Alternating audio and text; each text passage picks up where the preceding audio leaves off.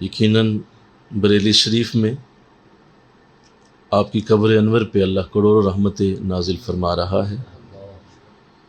اور آپ کا زندہ کلام اس بات کا ثبوت ہے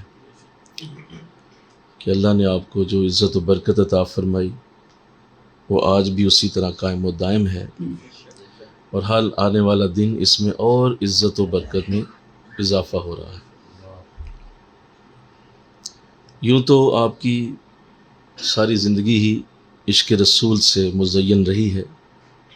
اور آپ کا اصل پیغام بھی عشق رسول ہی ہے، اور آپ کی علمی خدمات اور اس امت کے لیے جو آپ نے علمی اپنے اثاثے چھوڑے ہیں، جن میں فتاوی رضویہ ایک مستند اور عالی شان ریسرچ انسائکلوپیڈیا ہے،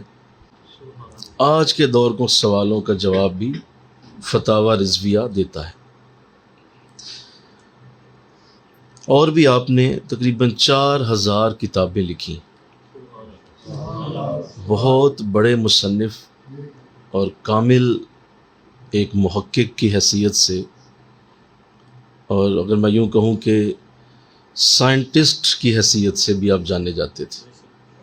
ظاہر آپ کی شخصیت ان لوگوں میں شامل ہے جن پہ مختلف یونیورسٹیز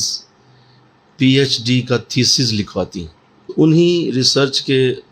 خوبصورت انداز جو لوگوں نے آپ کے لیے کیے، ظاہر ہے جب آپ کو ایکسپلور کیا گیا اور آپ کے معاملات کو دیکھا گیا تو ایک جملہ لکھا گیا آپ کے لیے کہ اس امت میں 2 لوگ ایسے ہیں کہ جن کے علم کا کوئی جواب اس کے بعد نہ کوئی دے سکا نہ آ سکا۔ صحابہ اور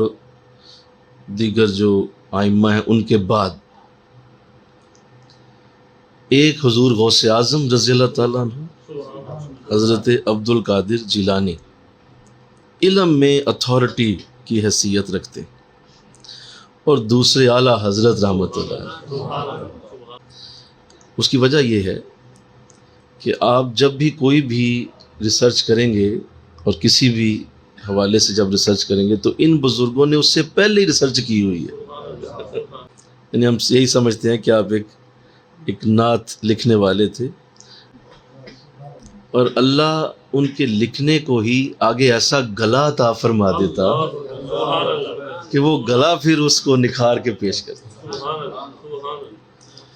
تو یہ آپ کا کمال ہے، صرف لکھتے تھے، یعنی خود نعت گو نہیں تھے۔